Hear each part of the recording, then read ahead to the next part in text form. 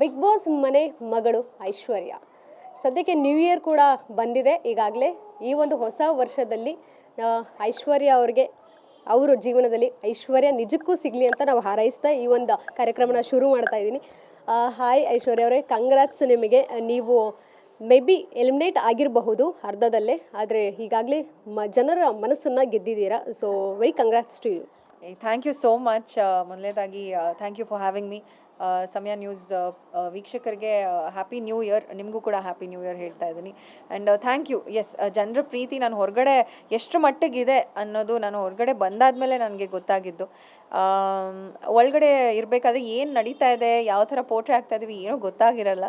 But ಹೊರಗಡೆ ಬಂದು ನೋಡಿದಾಗ ಒಂದಷ್ಟು ಪೋಸ್ಟ್ಸ್ ನೋಡಿದಾಗ ಒಂದಷ್ಟು ರಿಯಾಕ್ಷನ್ಸ್ ಆ್ಯಂಡ್ ನನ್ನ ಫ್ರೆಂಡ್ಸ್ ಕೂಡ ಅದ್ರ ಬಗ್ಗೆ ಮಾತಾಡಿದ್ದಾರೆ. ಸೊ ಅದನ್ನೆಲ್ಲ ಕೇಳಿ ನೋಡಿ ತುಂಬಾ ತೃಪ್ತಿ ಆಯಿತು ಅಂತಲೇ ಹೇಳ್ಬೋದು. ಸೊ ಬಿಗ್ ಬಾಸ್ ಹೋಗಿ ಬಂದಾದ್ಮೇಲೆ ಯಾವ ರೀತಿ ರಿಸೀವ್ ಮಾಡ್ತಾ ಇದ್ದಾರೆ, ಎಷ್ಟು ಖುಷಿ ಆಗ್ತಿದೆ ನಿಮಗೆ? ಸಿಕ್ಕಾಪಟ್ಟೆ ಒಳ್ಳೆ ಥರ ರಿಸೀವ್ ಮಾಡ್ಕೊಳ್ತಾ ಇದ್ದಾರೆ. ನನ್ನ ಪ್ರತಿಯೊಬ್ಬರು ಬಂದು ಅವ್ರ ಮಗಳ ಥರನೇ ಮಾತಾಡಿಸ್ತಾ ಇದ್ದಾರೆ, ಅವ್ರ ಮನೆಯಲ್ಲಿ ಒಬ್ಬ ಸದಸ್ಯ ಥರನೇ ಮಾತಾಡಿಸ್ತಾ ಇದ್ದಾರೆ. ಸೊ ಅದನ್ನು ನೋಡಿ ತುಂಬ ಪ್ರೀತಿ ಕೊಡ್ತಾ ಇದ್ದಾರೆ. ಸೊ ಒಬ್ಬ ಸೆಲೆಬ್ರಿಟಿಯಾಗಿ ನೋಡಿ ಮಾತಾಡ್ಸೋದು ಅದು ಬೇರೆ, ಇಲ್ಲಿವರೆಗೂ ಅದು ಆಗ್ತಾ ಇತ್ತು. ಬಟ್ ಇವಾಗ ಇನ್ನು ಮುಂದೆ ಏನು ನಡೀತಾ ಇದೆಯೋ ಅವ್ರು ಮಾತಾಡಿಸೋ ರೀತಿ ಇರ್ಬೋದು, ಒಂದು ಮನೆ ಸದಸ್ಯ ಥರ ಮಾತಾಡಿಸ್ತಾ ಇದ್ದಾರೆ. ಅದು ತುಂಬಾ ಇನ್ನೂ ಖುಷಿ ಕೊಡ್ತಾ ಇದೆ. So Bigg Boss decision right or wrong, ಈಗ ಹೊರಗಡೆ ಬಂದಿದ್ದೀರಾ, ಏನು ಅನ್ನಿಸ್ತಾ ಇದೆ ನಿಮಗೆ? ಹೋಗಿದ್ದು ಒಳ್ಳೇದು ಅನ್ನಿಸ್ತಾ ನಿಮಗೆ? 100%. ಬಿಕಾಸ್ ಬಿಗ್ ಬಾಸ್ ಅನ್ನೋ ವೇದಕ್ಕೆ ಅದು ರೈಟ್ ಆರ್ ರಾಂಗ್ ನಾವು ಮಾಡ್ಕೊಳ್ಳೋದು. ಒಳಗಡೆಯಿಂದ ನಮ್ಮ ವ್ಯಕ್ತಿತ್ವ ಹೇಗಿರುತ್ತೋ ಅದನ್ನು ನಾವು ರೈಟ್ ಆರ್ ರಾಂಗ್ ನಾವು ಮಾಡ್ಕೊಳ್ಳೋದು. ಸೊ ಬಿಗ್ ಬಾಸ್ ಅನ್ನೋ ವೇದಿಕೆ ಲಕ್ಷಾಂತರ ಜನ ಹೋಗೋಕ್ಕೆ ಅದನ್ನು ವೇಟ್ ಮಾಡ್ತಾ ಇರ್ತಾರೆ ಕಂಟೆಸ್ಟೆಂಟಾಗಿ. ಅದರಲ್ಲಿ ನಾನು ಸೀಸನ್ 11 ಹೋಗಿದ್ದೀನಿ ಅನ್ನೋದು ನನಗೆ ಒಂದು ಪ್ರೌಡ್ ಫೀಲಿಂಗ್ ಇದೆ. ಅದ್ರ ಬಗ್ಗೆ ಎರಡನೇ ಮಾತೇ ಇಲ್ಲ. ಆ್ಯಂಡ್ ಇದು ಒಂದು ಒಳ್ಳೆ ಎಕ್ಸ್ಪೀರಿಯನ್ಸ್, ಲೈಫ್ ಲೆಸನ್ಸ್ನ ಕಲಿಸ್ಕೊಡುವಂಥ ಒಂದು ವೇದಿಕೆನೂ ಆಗುತ್ತೆ. ನಿಮಗೆ ಅಷ್ಟೇ ಫೇಮ್ ತಂದುಕೊಡುತ್ತೆ. ಆ್ಯಂಡ್ ಇದನ್ನು ಹೇಗೆ ನೀವು ಉಪಯೋಗಿಸ್ಕೊಳ್ತೀರಾ ಅದು ನಿಮಗೆ ಬಿಟ್ಟಿದ್ದು ಆ ಥರ. ಸೊ ಬಿಗ್ ಬಾಸ್ ಒಳಗೂ ಹೋಗೋಕ್ಕೂ ಮುಂಚೆ ಯಾವ ರೀತಿ ಪ್ರಿಪ್ರೇಷನ್ಸ್ ಎಲ್ಲ ಮುಂಚಿತವಾಗಲೇ ನೀವು ವಿಡಿಯೋನ ಅಪ್ ಮಾಡಿ ಹೋಗೋ ರೀತಿ ಎಲ್ಲ ಶೆಡ್ಯೂಲ್ ಮಾಡಿ ಹೋಗಿದ್ರಿ. ಸೊ ಈ ರೀತಿಯ ಮುಂದಾಲೋಚನೆ ಹೇಗೆ ಬಂತು ನಿಮಗೆ? ಯಾಕಂದರೆ ಈ ಮುಂಚೆ ಬಿಗ್ ಬಾಸ್ ಟೀಮ್ ಅವರು ಅಂದರೆ ಕಂಟೆಸ್ಟೆಂಟ್ಸ್ ಈ ಮುಂಚೆ ಯಾರಿದ್ರು ಅವ್ರು ಕೂಡ ಮಾಡಿರಲಿಲ್ಲ. ಈ ಸೀಸನ್ ಅವರೇ ನೀವೇ ಎಲ್ಲರೂ ಮಾಡಿರೋವಂಥದ್ದು. ಓಕೆ, ಇಲ್ಲ ಬಟ್ ಇದು ನನ್ನ ಯೂಟ್ಯೂಬ್ ಚಾನೆಲ್ ಇತ್ತು ಮುಂಚೆಯಿಂದನೂ. ಸೊ ಒಂದಷ್ಟು ಕಂಟೆಂಟ್ ಯಾವಾಗಲೂ ಯೂಟ್ಯೂಬ್ಗೋಸ್ಕರ ಅಂತಲೇ ಡೆಡಿಕೇಟ್ ಮಾಡಿ ರೆಡಿ ಮಾಡಿ ಇಟ್ಕೊಳ್ತಾ ಇದ್ದೆ. ಸೊ ಇನ್ನೇನು ಬಿಗ್ ಬಾಸಿಗೆ ಹೋಗ್ತಾ ಇದ್ದೀನಿ, ಇನ್ನು ಎಷ್ಟು ವಾರಗಳ ಕಾಲ ಅಲ್ಲಿರ್ತೀನಿ ಇರಲ್ವೋ ಅನ್ನೋದು ನನಗೂ ಗೊತ್ತಿರಲ್ಲ. ಬಟ್ ಒಂದಷ್ಟು ವೀಡಿಯೋಸ್ನ ನಾನು ಪ್ರಿಪೇರ್ ಮಾಡಿ ಹೋಗಿರ್ತೀನಿ. ನನ್ನ ತಂಡ ಇದೆ, ನಾನು ಸೋಷಿಯಲ್ ಮೀಡಿಯಾನ ಹ್ಯಾಂಡಲ್ ಮಾಡ್ತಾ ಇರುವಂಥ ನನ್ನ ತಂಡ ಇರ್ಬೋದು, ನಾನಿರ್ಬೋದು, ಎಲ್ಲರೂ ಒಟ್ಟಿಗೆ ಸೇರಿಕೊಂಡು ಇದನ್ನೆಲ್ಲ ಒಂದಷ್ಟು ಪ್ಲ್ಯಾನ್ ಮಾಡಿ ನಾನು ಹೋಗ್ತೀನಿ. ಬಿಕಾಸ್ ಇಲ್ಲೂ ರನ್ ಆಗ್ತಾ ಇರಲಿ, ಆ ಪ್ರಿಪ್ರೇಷನ್ಸ್ ಹೇಗಿರುತ್ತೆ ಎಲ್ಲ ವೀಕ್ಷಕರಿಗೆ ಅದು ಕುತೂಹಲ ಇರುತ್ತೆ.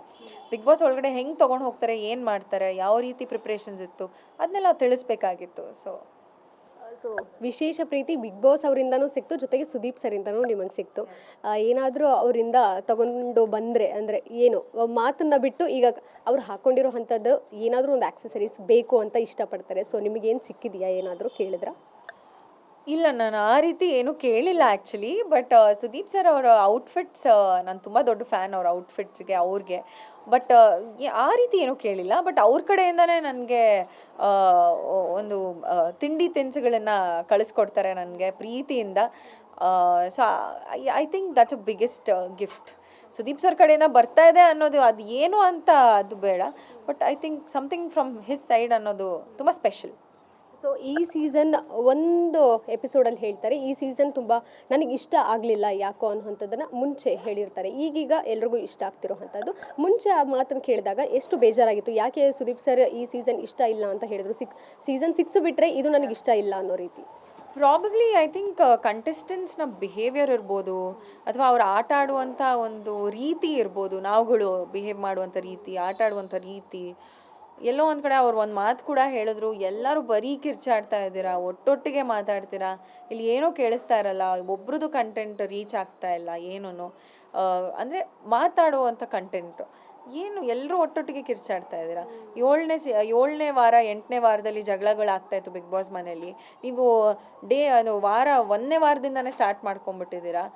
ಆ್ಯಂಡ್ ಗೇಮ್ನ ಸರಿಯಾದ ರೀತಿಯಲ್ಲಿ ಯಾರೂ ಅರ್ಥ ಮಾಡ್ಕೊಂಡಿಲ್ಲ ಅನ್ನೋದು ಅವರು ಎಲ್ಲರಿಗೂ ಹೇಳಿದರು. ಇದನ್ನು ಐ ಥಿಂಕ್ ಆಮೇಲೆ over the period of time ನಾವು ಅರ್ಥ ಮಾಡ್ಕೊಂಡ್ವಿ.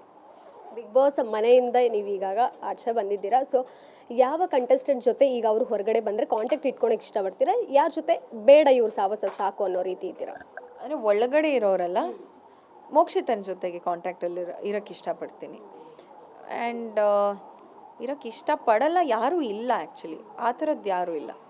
ಎಲ್ಲರ ಜೊತೆಗೂ ಕಾಂಟ್ಯಾಕ್ಟಲ್ಲಿ ಇಟ್ಕೊಳ್ಳೋಕೆ ಇಷ್ಟಪಡ್ತೀನಿ. ಕೆಲವೊಂದು ಸಿಚುವೇಶನ್ಸಲ್ಲಿ ನೀವು ಹಾಗೂ ಭವ್ಯ ಗೌಡ ಅವರು ಇರಬಹುದು, ಅವರು ನಿಮಗೆ ಇರಿಟೇಷನ್ ಮಾಡ್ತಿದ್ರೇನೋ ಅನ್ನೋ ರೀತಿ ವೀಕ್ಷಕರಿಗೆ ಭಾಸವಾಗ್ತಿತ್ತು. ಅಂದರೆ ನೀವೇನೋ ಹೇಳೋಕೆ ಹೊರಟಿರ್ತೀರಾ, ಶಿಶಿರ್ ಅವರು ಔಟ್ ಆಗಿರ್ತಾರೆ, ಹೋಗಿರ್ತಾರೆ, ಎಲಿಮಿನೇಟ್ ಆಗಿರ್ತಾರೆ, ನೀವೇನೋ ಹೇಳೋಕೆ ಹೊರಟಿರುವಾಗ ಅವರು ಮಿಯೋ ಮಿಯೋ ಅನ್ನೋದು ಒಂದು ರೀತಿಯ ಸೌಂಡ್ಗಳೆಲ್ಲ, ಯಾಕೆ ಇಷ್ಟು ಐಶ್ವರ್ಯನೇ ಟಾರ್ಗೆಟ್ ಮಾಡ್ತಿದ್ದಾರೆ ಇವರು ಅನ್ನೋ ರೀತಿ ನಿಜಕ್ಕೂ ಅವ್ರನ್ನ ತುಂಬ ಹೇಟ್ ಮಾಡಿರೋವಂಥ ವ್ಯಕ್ತಿಗಳು ಇದ್ದಾರೆ ಹೊರಗಡೆ. ನಿಮ್ಗೆ ಆ ಕ್ಷಣಕ್ಕೆ ಏನು ಅನ್ನಿಸ್ತಾ ಇತ್ತು? ಅವ್ರ ಮೇಲೆ ಸಿಟ್ಟಿತ್ತಾ? ಈಗ ಇದೆಯಾ ಇಲ್ವಾ? ಹೌದು, ಆ ಕ್ಷಣಕ್ಕೆ ಸಿಟ್ಟಿತ್ತು. ಸೊ ನೀವು ಹೇಳಿರೋ ಪ್ರಕಾರ ನಂದು ಏನೇ ಕ್ಲಾರಿಟಿ ಕೊಡಬೇಕಂದ್ರೂ ನಾನು ಡೈರೆಕ್ಟಾಗೆ ಹೋಗಿ ಮಾತಾಡ್ತೀನಿ. ನಾನು ಹಿಂದೆ ಮಾತಾಡೋದು ಮುಂದೆ ಆ ಥರ ಮಾಡಲ್ಲ. ನಾನು ಡೈರೆಕ್ಟಾಗಿ ಏನಾದರೂ ಪ್ರಾಬ್ಲಮ್ ಆಗಿದ್ರೆ, ಫೌಲ್ ಪ್ಲೇ ಕೂಡ ಆಡಿದ್ದಾರೆ ಅವರು. ಪಿಲ್ಲೋ ಟಾಸ್ಕಲ್ಲಿ ಲೈನಿಂದ ಆಚೆ ತೊಗೊಂಡು ಹೋದರು ಅವರು ಅಂತ, ಅವರು ಉಸ್ತುವಾರಿನೇ ಆಗಿರಲ್ಲ, ಬಟ್ ಅವರು ಒಂದು ಸ್ಟೇಟ್ಮೆಂಟ್ ಪಾಸ್ ಮಾಡ್ತಾರೆ ಆ ರೀತಿ. ವೀಕೆಂಡಲ್ಲಿ ಸುದೀಪ್ ಸರ್ ಬಂದು ಹೇಳ್ತಾರೆ, ಇಲ್ಲ ಅವ್ರು ಕರೆಕ್ಟಾಗಿ ಆಡಿದರು, ನೀವುಗಳು ರಾಂಗ್ ಜಡ್ಜ್ಮೆಂಟ್ಗೆ ಬಂದ್ರಿ, ರದ್ದೇ ಆಗಿಬಿಡುತ್ತೆ ಆ ಟಾಸ್ಕು ಅವರಿಂದ. ಸೊ ಈ ಒಂದು ಫೌಲ್ ಪ್ಲೇಸು ಎಲ್ಲ ಏನಿದೆಯೋ ನಾನು ಡೈರೆಕ್ಟಾಗೆ ಹೇಳಿರ್ತೀನಿ. ಬಟ್ ಐ ಡೋಂಟ್ ನೋ, ಆ ದ್ವೇಷ ಅನ್ನೋದು ನಾನು ಎಲ್ಲೂ ಸಾಧಿಸಿಲ್ಲ, ಆ್ಯಂಡ್ ಸಾಧಿಸೋಕ್ಕೂ ಇಷ್ಟ ಇಲ್ಲ ನನಗೆ. ಬಿಗ್ ಬಾಸ್ ಮನೇಲಿ ಆಟ ಆಡೋಕ್ಕೆ ಹೋಗಿರ್ತೀವಿ ಹೊರತು ಯಾರ ಮೇಲೂ ಜಿದ್ದು ಸಾಧಿಸೋಕ್ಕಂತೂ ಹೋಗಿರಲ್ಲ ನಾನು ಪರ್ಸ್ನಲಿ. ಬಟ್ ಅವರು ಮಾಡ್ತಿರೋವಂಥ ಆಡ್ತಿರೋ ಒಂದು ಮಾತುಗಳು ಆಗಿರ್ಬೋದು, ಒಂದು ಆ್ಯಕ್ಟಿವಿಟೀಸಿಂದ ಆಗಿರ್ಬೋದು, ನಂಗೆ ಅದು ಒಂದು ಸ್ವಲ್ಪ ಅನಿಸಿದೆ. ಹೌದು. ಇನ್ನು ಶಿಶಿರ್ ಹಾಗೂ ನಿಮ್ಮ ಇಬ್ಬರು ಫ್ರೆಂಡ್ಶಿಪ್ ಇರ್ಬೋದು, ಬಾಂಡಿಂಗ್ ಇರ್ಬೋದು, ಹೊರಗಡೆ ಜನಕ್ಕೆ ತುಂಬ ಇಷ್ಟ ಆಯಿತು. ನಿಮ್ಗೆ ಕ್ಯಾಶುಯಲಾಗಿ ಗೊತ್ತಿರೋವಂಥದ್ದು ಏನಂತ ಹೇಳಿದ್ರೆ, ಒಂದು ಏನಾದರೂ ಫ್ರೆಂಡ್ಶಿಪ್ ಅನ್ನೋವಂಥದ್ದು ಬಾಂಡಲ್ಲಿ ಬಂತಂದರೆ ಹೊರಗಡೆ ವೀಕ್ಷಕರು ಅದನ್ನು ತೊಗೊಳೋದೇ ಕಪ್ಪಲ್ ರೀತಿನಾಗಿ ತೊಗೋತಾರೆ. ಸೊ ರೀಲ್ಸಲ್ಲೆಲ್ಲೂ ಸಹ ನಿಮ್ಮಿಬ್ಬರ ಬಾಂಡಿಂಗ್ನ ಲವ್ ಸಾಂಗ್ ಹಾಕಿ ಅಲ್ಲಿ ಇಬ್ಬರನ್ನೂ ಸಹ ಸೇವ್ ಮಾಡಿ ಅನ್ನೋವಂಥದ್ದನ್ನು ಅವರೇ ಅಲ್ಲಿ ಪ್ರಮೋಟ್ ಮಾಡ್ತಾಯಿದ್ರು. ಸೊ ಇದನ್ನು ನೋಡಿದಾಗ ಯಾವ ರೀತಿ ಖುಷಿ ಆಗ್ತಿತ್ತು? ಜೊತೆಗೆ ಏನಾದರೂ ಕ್ಲಾರಿಟಿ ಕೊಡ್ತೀರಾ?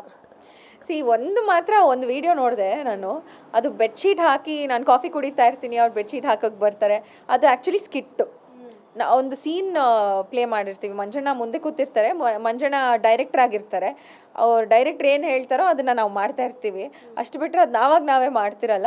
ಬಟ್ ಟು ಬಿ ಆನೆಸ್ಟ್, ನನ್ನ ಒಂದು ಥಿಂಕಿಂಗ್ ಆಗಿರ್ಬೋದು, ಅವರ ಒಂದು ಥಿಂಕಿಂಗು, ಕ್ವಾಲಿಟೀಸ್ ಆಗಿರ್ಬೋದು, ತುಂಬ ಮ್ಯಾಚ್ ಆಗ್ತಾಯಿತ್ತು.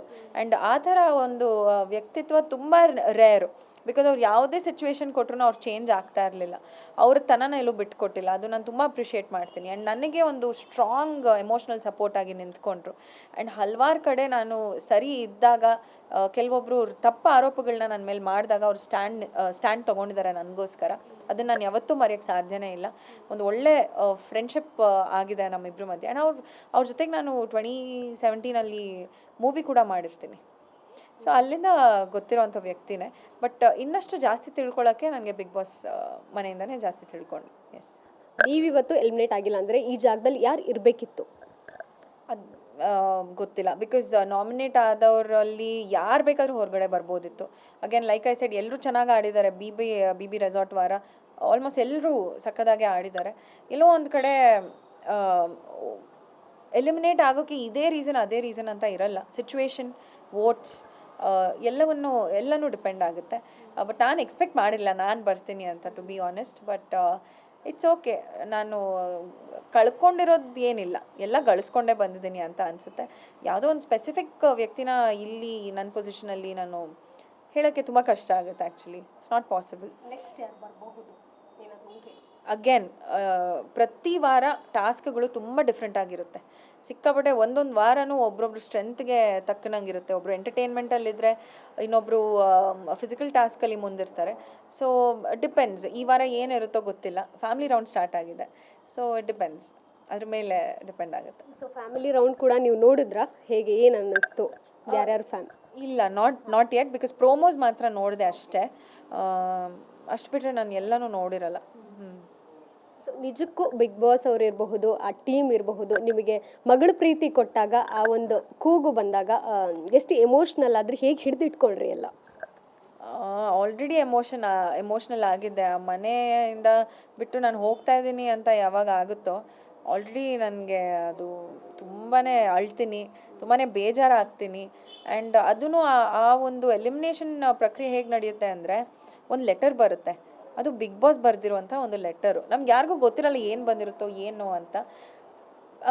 ಬಟ್ ಎಸ್, ಬಿಗ್ ಬಾಸ್ ಅವರು ಸ್ವತಃ ಅವರು ಲೆಟ್ರನ್ನ ಕೊಟ್ಟಿರ್ತಾರೆ.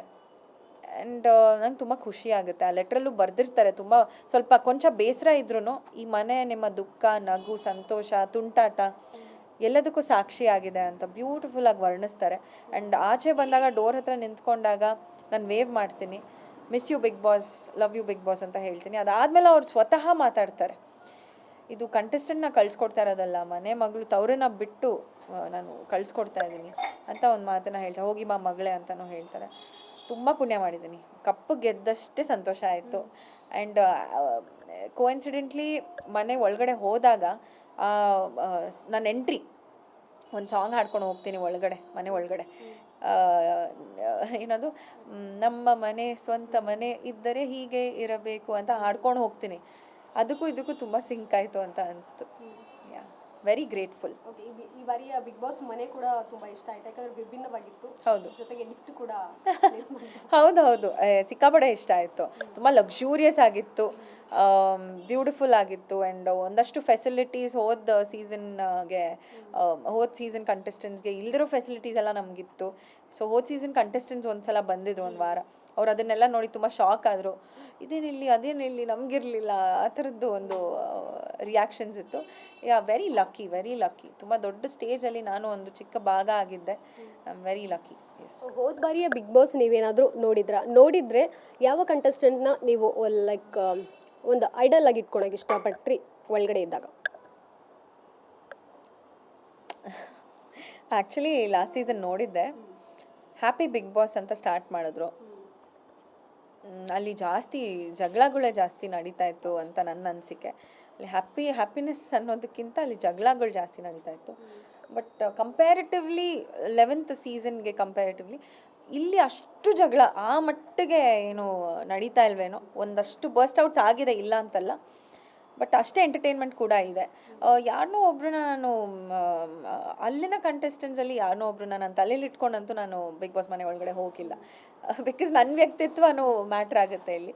ನನ್ನ ವ್ಯಕ್ತಿತ್ವನ ನಾನು ತೋರಿಸ್ಕೊಬೇಕು ಅಂತ ಬಿಗ್ ಬಾಸ್ಗೆ ಹೋದೆ. ಸೊ ಈಗ ನೆಕ್ಸ್ಟ್ ಟಾಪಲ್ಲಿ ಇರುವಂಥ ಒಂದು 3 ಕಂಟೆಸ್ಟೆಂಟ್ಸ್ ಇರ್ಬೋದು ಅಂದರೆ ಯಾರು ಇರ್ಬೋದು ನಿಮ್ಮ ಪ್ರಕಾರ? ಥಿಂಕ್ ಮೋಕ್ಷಿತಾ, ಹನುಮಂತು, ಧನ್ರಾಜ್, 3 ಜನ. ವುಮೆನ್ ಕಾರ್ಡ್ ಯಾರಾದರೂ ಪ್ಲೇ ಮಾಡ್ತಿದ್ದಾರೆ ಅನ್ಸುತ್ತಾ ನಿಮಗೆ? ಇಲ್ಲ. ಸ್ಟ್ರಾಟಜಿ ಗೇಮ್ ಮಾಡೋದ್ರಲ್ಲಿ ಚೈತ್ರ ಅವ್ರು ತುಂಬ ಚೆನ್ನಾಗಿ ಸ್ಟ್ರಾಟಜಿ ಮಾಡ್ತಾರೆ ಅವರು. ಆ್ಯಂಡ್ ಸ್ವಲ್ಪ ಸೇಫಾಗಿ ಗೌತಮಿ ಅವರು ಆಡ್ತಾ ಇದ್ದಾರೆ. ಅವರು ತುಂಬ ವೋಕಲ್ ಆಗಿರ್ಬೋದು, ಬಿಕಾಸ್ ಅವ್ರ ಡಿಸಿಷನ್ ಮೇಕಿಂಗ್ ಎಲ್ಲ ತುಂಬ ಚೆನ್ನಾಗಿದೆ, ಕ್ಲಾರಿಟಿಯಾಗಿ ಮಾತಾಡ್ತಾರೆ. ಬಟ್ ಕೆಲವೊಂದೆಲ್ಲ ಅವ್ರ ಕಣ್ಣಿಗೆ ಕಾಣಿಸ್ತಾ ಇದ್ರೂ ಯಾಕೋ ಗೊತ್ತಿಲ್ಲ, ಒಬ್ರನ್ನ ಹೆಸರು ತೊಗೊಂಡು ಬೇರೆಯವ್ರನ್ನೆಲ್ಲ ಯಾರ್ಯಾರು ತಪ್ಪು ಮಾಡ್ತಾ ಇದ್ದಾರೋ ಅವ್ರನ್ನೆಲ್ಲ ಫ್ರೀ ಬಿಡ್ತಾ ಇದ್ದಾರೆ ಅಂತ ಅನಿಸ್ತಾ ಇದೆ. ಸೊ ಜಗದೀಶ್ ಅವ್ರು ಸಹ ಎಲಿಮಿನೇಟ್ ಆಗಿ ಹೊರಗಡೆ ಬಂದಾಗ ನಿಮ್ಮ ಬಗ್ಗೆ ಒಳ್ಳೆ ಒಪಿನಿಯನ್ನೇ ಹೇಳ್ತಿದ್ರು ಪ್ರತಿಯೊಬ್ಬರಿಗೂ. ನಮಗೂ ಅಷ್ಟೇ, ನಾನು ಅವಳನ್ನ ಮಗಳ ರೀತಿಯೇ ನೋಡ್ತೀನಿ ಅನ್ನೋ ಮಾತನ್ನ ಹೇಳ್ತಿದ್ರು. ಜಗದೀಶ್ ಸರ್ ಮನೆಯಲ್ಲಿ ಇರೋಷ್ಟು ಕಾಲ ತುಂಬ ಕಿತ್ತಾಟ ಆಡಿದ್ದೀವಿ, ಜಗಳ ಆಡಿದ್ದೀವಿ, ಬಟ್ ಅವ್ರು ಯಾವಾಗಲೂ ನನ್ನ ಮಗಳೇ ಅಂತಲೇ ಕರೆಯೋರು. ಅದಕ್ಕೆ forever grateful to him. And ಒಬ್ಬ ಪೆಕ್ಯೂಲಿಯರ್ ಕಂಟೆಸ್ಟೆಂಟು.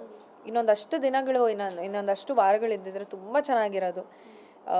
ಯಾರ್ಯಾರು ಯಾವ್ಯಾವ ಥರ ಗೇಮ್ಸ್ ಆಡೋಕ್ಕೆ ಹೊರಟಿದ್ದಾರೋ, ಏನೇನು ಸ್ಟ್ರಾಟಜಿ ಮಾಡಿರ್ತಾರೋ ಅವ್ರ ಮುಂದೆ ಎಲ್ಲ ಡಮಾರ್ ಆಗಿಬಿಟ್ಟಿರೋದೇನೋ.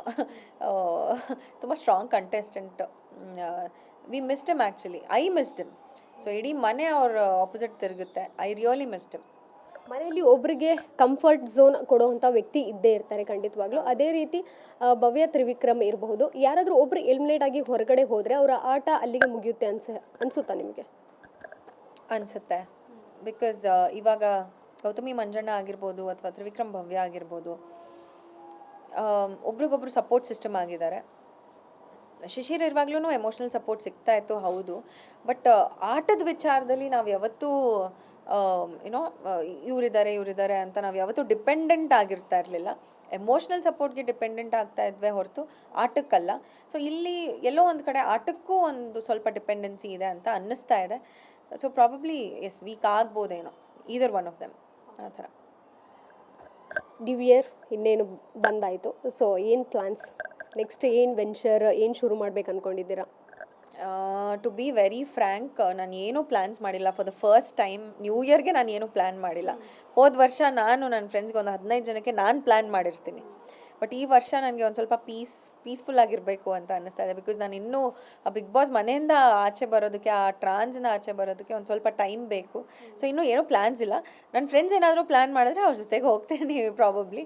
ಅಷ್ಟೇ ಬಿಟ್ಟರೆ ಪ್ಲ್ಯಾನ್ಸ್ ಅಂತ ಕರಿಯರ್ ವೈಸ್ ಆಗಲಿ, ಪರ್ಸ್ನಲ್ ಗ್ರೋತ್ ಆಗಲಿ, ನಾನು ಇನ್ನೂ ಒಂದು ಸ್ವಲ್ಪ ಸ್ಲೋ ಆ್ಯಂಡ್ ಸ್ಟಡಿ ಹೋಗೋಣ ಅಂತ ಅಂದ್ಕೊಂಡಿದ್ದೀನಿ. ಒಂದಷ್ಟು ಇಂಟರ್ವ್ಯೂಸ್ ಲೈನಪ್ ಇದೆ, ಮುಗಿಸ್ಕೊಂಡು ಒಂದಷ್ಟು ಜನನ ಮೀಟ್ ಮಾಡಬೇಕು, ಒಂದಷ್ಟು ದೇವಸ್ಥಾನಗಳಿಗೆ ಹೋಗಬೇಕು, ಒಂದಷ್ಟು ಕಡೆ ವಿಸಿಟ್ ಮಾಡಬೇಕು. ಅದನ್ನೆಲ್ಲ ಆದಮೇಲೆ ಸ್ಲೋ ಆಗಿ ಕೂತ್ಕೊಂಡು ಕರಿಯರ್ ಬಗ್ಗೆ ಆಗಿರ್ಬೋದು, ನನ್ನ ಪರ್ಸ್ನಲ್ ಲೈಫ್ ಬಗ್ಗೆ ಆಗಿರ್ಬೋದು, ಒಂದು ಸ್ವಲ್ಪ ಪ್ಲ್ಯಾನ್ ಮಾಡ್ಕೊಂಡು ಹೋಗೋಣ ಅಂತ. ಸಿನಿಮಾ ಏನಾದರೂ offers yes, cinemas, serials offers ಅಂತ ಲೈಕ್ ಮುಂಚಿತವಾಗಿ ಬಿಗ್ ಬಾಸ್ ಒಳಗೆ ಹೋಗೋ ಮುಂಚೆನೇ ಲೈನಪ್ ಆಗಿದ್ವಾ? ಹೌದು. ನಾನೊಂದು ಮೂವಿ ಆಲ್ಮೋಸ್ಟ್ ಕಂಪ್ಲೀಟ್ ಆಗಿತ್ತು, ಅದು ಸೈತಾನ್ ಅಂತ. ಡಬ್ಬಿಂಗ್ ಒಂದು ಪೆಂಡಿಂಗ್ ಇದೆ, ಅದೊಂದು ಮುಗಿಸ್ಕೊಬೇಕು. ಮಮ್ಮಿ ಸಿನಿಮಾ ಸೇಮ್ ಟೀಮ್ ಮಾಡಿದ್ದೀವಿ, ಸೈತಾನ್ ಅಂತ. ಅನುಶ್ರೀ ಅವರು ಇದ್ದಾರೆ ಅದರಲ್ಲಿ. ಸೊ ಅದೊಂದಿತ್ತು. ಆ್ಯಂಡ್ ಸೀರಿಯಲ್ಸ್ 2 ನಡೀತಾ ಇತ್ತು ಸೀರಿಯಲ್ಸು. ಎಸ್, ಇವಾಗ ನೆಕ್ಸ್ಟ್ ಏನೇನು ಬರುತ್ತೋ ಅದೆಲ್ಲ ಫ್ರೆಶ್ ಆಗೇ ಬರುತ್ತೆ, ನೋಡೋಣ. ಸೊ ಕೊನೆಯದಾಗಿ ಬಿಗ್ ಬಾಸಿಂದ ಏನು ಕಲ್ತ್ರಿ, ಅದನ್ನು ಈಗ ಮುಂದೆ ಒರೆಸ್ಕೊಂಡು ಹೋಗ್ತೀನಿ, ಅಳವಡಿಸ್ಕೊತೀನಿ ಅನ್ನೋದಾದರೆ? ಬಿಗ್ ಬಾಸಿಂದ ಟೇಕ್ ಅವೇಸ್ ಅಂತೂ ತುಂಬ ಇದೆ, ಲೆಸನ್ಸ್ ತುಂಬ ಇದೆ. ಎಲ್ಲ ಥರ ಲೆಸನ್ಸ್ನೂ ಕಲ್ತಿದ್ದೀನಿ. ಒಂದಷ್ಟು ಲಿಮಿಟೆಡ್ ಆಗಿ ಗ್ರೋಸರಿ ಬರೋದು, ಆ ಗ್ರೋಸರಿನ ಒಂದು ಇವಾಗ ಏನು 10 ಜನ ಇದ್ವೋ ಲಾಸ್ಟ್ ವೀಕ್ವರೆಗೂ, ಆ 10 ಜನಕ್ಕೆ ಆ ಒಂದಷ್ಟು ಗ್ರೋಸರಿ ಹೇಗೆ ನಾವು ಯೂಟಿಲೈಸ್ ಮಾಡ್ಕೊತಾ ಇದ್ವಿ, ಊಟದ ವ್ಯಾಲ್ಯೂ ಇರ್ಬೋದು, ಎಕ್ಸೆಸಿವ್ ಆಗಿ ನಾವು ಏನು ಬಳಸ್ಕೊಬಾರ್ದು, ವೇಸ್ಟ್ ಮಾಡಬಾರ್ದು ಅನ್ನೋದು ಇರ್ಬೋದು. ಆ್ಯಂಡ್ ಪ್ರತಿಯೊಬ್ಬರು ಕಂಟೆಸ್ಟೆಂಟ್ ಮೂಲಕ ನಾನು ಒಂದೊಂದು ಲೈಫ್ ಲೆಸನ್ನ ಕಲ್ತಿದ್ದುಂಟು. ಆ್ಯಂಡ್ ಅದನ್ನು ಅಳವಡಿಸ್ಕೊಳ್ಳೋ ಪ್ರಯತ್ನ ಅಂತೂ ಪಟ್ಟೇ ಪಡ್ತೀನಿ. Thank you so much. Next ನಿಮ್ಮ ಫ್ಯೂಚರ್ ಇರ್ಬೋದು, ಜರ್ನೀಸ್ ಇರ್ಬೋದು, ಒಂದಷ್ಟು ಹೊಸ ಚಾಪ್ಟರ್ಗಳನ್ನು ಓಪನ್ ಮಾಡ್ಬೇಕು ಅಂದ್ಕೊಂಡಿದ್ದೀರಾ. Very all the best. Thank you.